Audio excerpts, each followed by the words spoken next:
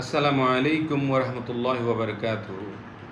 সম্মানিত উপস্থিতি, সম্মানিত অডিয়েন্স, আমার প্রিয় ভিউয়ার্স যারা আমাকে দেখছেন দেশ এবং বিদেশ থেকে, প্রত্যেকে আমার অন্তরের মোবারকবাদ। রমজানুল করিম আমাদের মাঝে আছে। মহান রাব্বুল আলামিন আমাদের জন্য নিয়ামত হিসাবে মাহে রমজান দিয়েছেন। এই রমজানুল মোবারকের শুভেচ্ছা আপনাদের জন্য। আজকে আমরা কিছু গুরুত্বপূর্ণ বিষয় নিয়ে আলোচনা করতে চাই। 2026 সালে যে আমরা রমজানুল মুবারক উপভোগ করছি, আল্লাহর নিয়ামত ভোগ করছি, আমরা এই যে রমজানুল করিমের মাধ্যমে আমাদের উপরে আমরা অতীতের সমস্ত গুনাহ এবং পাপ পুণ্য আল্লাহর কাছ থেকে ক্ষমা চাওয়ার যে একটা সুযোগ তৈরি হয়েছে, যা সুযোগ পেয়েছি, এই ধারাবাহিকতা যে 2027 সালে আগামী বছর আমরা পাবো তার কোনো নিশ্চয়তা নেই। এই জন্য আমরা আমাদের সম্মানিত অডিয়েন্স, আমাদের সবাইকে একটু অ্যাড্রেস করতে চাই। দু একটা গুরুত্বপূর্ণ বিষয়ের উপর আমাদেরকে নজর দিতে হবে। আমাদের পারিবারিক জীবন, আমাদের ব্যক্তিগত জীবন, আমাদের অর্থনৈতিক জীবন, আমাদের ধর্মীয় জীবন বিধান সব কিছু যেন সুন্দর হয়।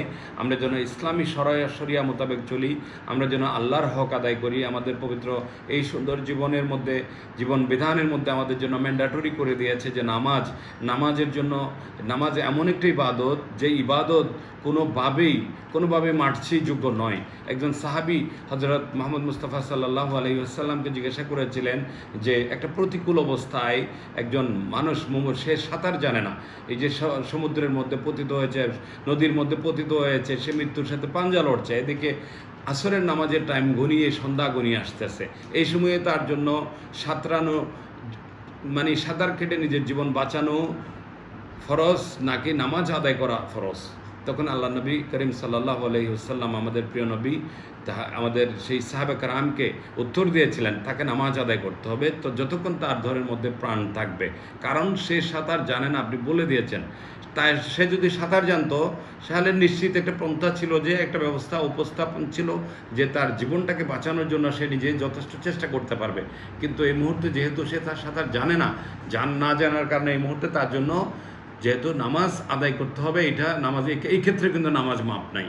তো আমরা প্রত্যেকেই, আমরা ব্যক্তি জীবনে মহান রাব্বুল আলামিনের শুকরিয়াগুলা যে ভোগ করছি, নিয়ামতগুলা যে দিনের পর দিন আমরা উপভোগ করছি, এটার উপর আমরা শুকরিয়া আদায় করব এবং আমরা পরের হক আদায় করার জন্য, বিশেষ করে পরের হক নষ্ট করব না। আমাদের যে দৈনন্দিন জীবনে আমরা যে সমস্ত গুণাগুলো করছি, আমরা ইত্যাদি এই জীবনের মধ্যে, প্রাত্যহিক জীবনের মধ্যে সকল গুণার মধ্যে দুইটা গুণা একেবারে কবিরা গুণা রয়েছে, যেগুলো আমরা মানে কোনো ধরনের করলেও মাফ হবে না, তৌবা করলেও মাফ হবে না। সেই তৌবার মধ্যে যেমন শিরক আছে, আল্লাহর হক যদি আমরা নষ্ট করি, আর বান্দার হক যদি নষ্ট করি।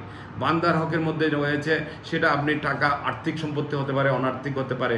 সবচেয়ে ভয়ানক যেটা মারাত্মক গুনাহ আছে, সেটা হচ্ছে গীবত। আমরা যে পরে নিন্দা করি, পরে নিন্দা করি, সেই নিন্দা করা বা এটা কিন্তু জেনার চাইতে মারাত্মক একটা গুনাহ। সেই গুনাহ আমরা আল গীবাতু আসাদ্দু মিনাল জেনা, এই সুন্দর একটা হাদিস আছে। এই হাদিসটাকে আমরা অবশ্যই ব্যক্তিগত জীবনে কি করার চেষ্টা করব, প্রতিফলন করার চেষ্টা করব। কারণ ব্যক্তিগত জীবনে আমরা এই যে গীবত করার মাধ্যমে, পরনিন্দা করার মাধ্যমে যে আমরা আরেকজনের হকটা নষ্ট করতেছি, এটা আল্লাহ তাআলা চাইলেও, এটা যেহেতু জেনার চেয়ে ভয়ানক গুনাহ, জেনা মানে আরেকজনের হক অবভিয়াসলি নষ্ট করা, সেই নষ্ট করার মাধ্যমে আমরা আরেকজনের হক নষ্ট করব না। আমরা এখান থেকে শিক্ষা নেব, মাহে রমজানের পবিত্রতা রক্ষা করব এবং আমরা নিজেকে আত্মশুদ্ধির মাস, পবিত্র মাস রমজানুল মুবারক অত্যন্ত গুরুত্বপূর্ণ মাস। সেই গুরুত্বপূর্ণ মাস আমরা মুখের মধ্যে বলে শেষ করব না, সেটা বাস্তবতার নিরিখে আমরা কাজে লাগাবো। আমাদের ব্যক্তিগত জীবনে, সামাজিক জীবনে, আমাদের পারিবারিক জীবনে প্রতিফলন ঘটাবো। আমাদের সন্তানদেরকে অবস্থ করব, আমাদের পরিবারের মানুষ যারা রয়েছে, আমাদের ভাই বোন, আত্মীয় স্বজন যারা রয়েছে, প্রত্যেকেরই আমরা এই ব্যক্তিগত জীবনে এটার প্র্যাকটিস করাবো। আমরা গেনা, এই যে গীবতের মতো, পরনিন্দার মতো জেনার থেকে নিজেদেরকে দূরে রাখবো। এই রমজানুল মুবারকের হক আদায় করব, আল্লাহর সান্নিধ্যে থাকার চেষ্টা করব। আমরা তাহাজ্জুদ থেকে শুরু করে আমরা যতগুলো নিয়ামত আল্লাহ তাআলা আমাদেরকে দিয়েছেন, বরকত দিয়েছেন, সেই বরকতগুলো আমরা নেওয়ার চেষ্টা করব। আমাদের ব্যক্তিগত জীবনটাকে সুন্দর করব। সবার আগে সবাইকে অনুরোধ করব, যদি সত্যিকারের অর্থে আমাদের এই চ্যানেলে এসে আপনাদের ভালো লেগে থাকে, আমাদের চ্যানেলটাকে সাবস্ক্রাইব করবেন, আমাদের লাইভটা শেয়ার করবেন, আমাদের কথাগুলো শেয়ার করবেন, জানানোর সুযোগ করে দেবেন, নিজে জানবেন। এই পৃথিবীতে সবচেয়ে বড় কথা হচ্ছে কি, আপনাকে আরেকটা হাদিসের রেফারেন্স আপনাদেরকে দিয়ে যাচ্ছি, সেটা হচ্ছে হাইরুকুম মান তাআল্লামাল কুরআনু ওয়া আল্লামাহু। আমাদের জন্য আমাদের সবচেয়ে বড় ইবাদত হচ্ছে যে আপনি যে এই হাদিসের মর্মার্থ হচ্ছে, যে ব্যক্তি কোরআন নিজে পড়তে জানে, তেলাওয়াত করতে জানে এবং অপরকে তেলাওয়াত করতে শেখায়, সে হচ্ছে আল্লাহর কাছে সবচেয়ে প্রিয় বান্দা। তা আমরা এই পবিত্র রমজানুল মুবারকে এই নিজে কোরআন যদি নাও জেনে থাকি, জানার চেষ্টা করব। আমাদের মায়ের ভাষা যেহেতু আরবি নয়, আরবি ভাষায় কোরআনটা নাজিল হয়েছে আমাদের নবীর মায়ের ভাষায়, আমাদের নবী করিম সাল্লাল্লাহু আলাইহি সাল্লাম খুশি হবেন আমরা যদি বেশি বেশি করে কোরআন তেলাওয়াত করি, এবং এই কোরআন আমাদের বিরুদ্ধে আপনাদের বিরুদ্ধে আল্লাহর কাছে নালিশ করবেন। এই রমজানুল মুবারকে যদি সত্যিকার অর্থে আমরা পবিত্র কোরআনকে যদি আমরা তেলাওয়াত না করি, প্রত্যেকটা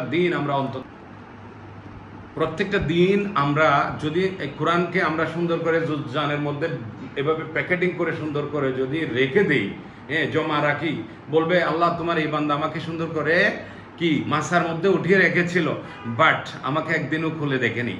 এই জিনিসটা আল্লাহর কাছে নালিশের মতো হয়ে যাবে। তো এই জন্য পবিত্র কোরআনকে আমরা তেলাওয়াত করতে হবে। এই পবিত্র কোরআনকে আমরা তেলাওয়াত করার মাধ্যমে, তেলাওয়াতের মাধ্যমে আমরা ওখান থেকে আল্লাহর বাণী, আল্লাহর ইরশাদ করেছেন আমাদের জন্য কি নির্দেশনাগুলো দিয়েছেন, বিভিন্ন সূরার ঘটনার প্রেক্ষাপটে মক্কা নগরীতে, মদিনাতে আমাদের নবী করিম সাল্লাল্লাহু আলাইহি সাল্লাম যে ঘটনার সম্মুখীন হয়ে আমাদের প্রতি কোরআন নাজিল হয়েছিল, সেই নাজিল হওয়া কোরআনকে আমরা জানতে শিখবো, বুঝতে শিখবো এবং বেশি বেশি করে আমরা আমল করব। ওয়া তৌফিক ইল্লা বিল্লাহ। আল্লাহ তাআলা আমাদেরকে কবুল করুন, সবাইকে বোঝার তৌফিক দান করুন, আমিন। আসসালামু আলাইকুম ওয়া রাহমাতুল্লাহি ওয়া বারাকাতুহু।